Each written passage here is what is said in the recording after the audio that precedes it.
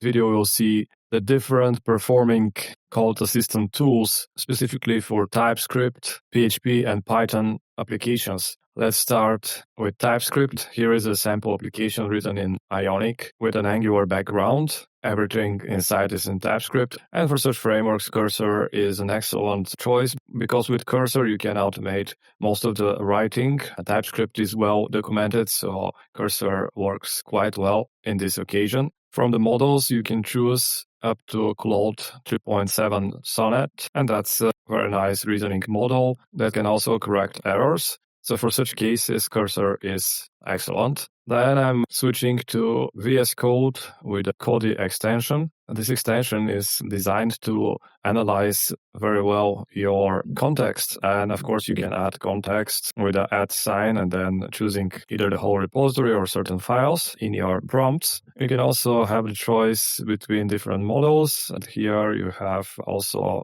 the pro models of Gemini, and it helps you to escape from the so-called vibe coding when you're following just mindlessly the advices of the chatbot and applying all the changes to your code. For Python, it seems that it's a very good choice, and it's for sure recommended for noticing more detailed nuancing in your logic. Last but not least, you can use the free Gemini Code Assist that uses one of the latest models produced by Google. Why this model is helpful? Actually, because it can analyze quite well deep problems inside of your repository. For this project, I was just updating more than 10 years old code. So I was trying different models and they were just offering partial suggestions, while Gemini suggested really proper code transitions. The only minus in this case is not found inside of the model, but it's a little bit limited approach towards applying the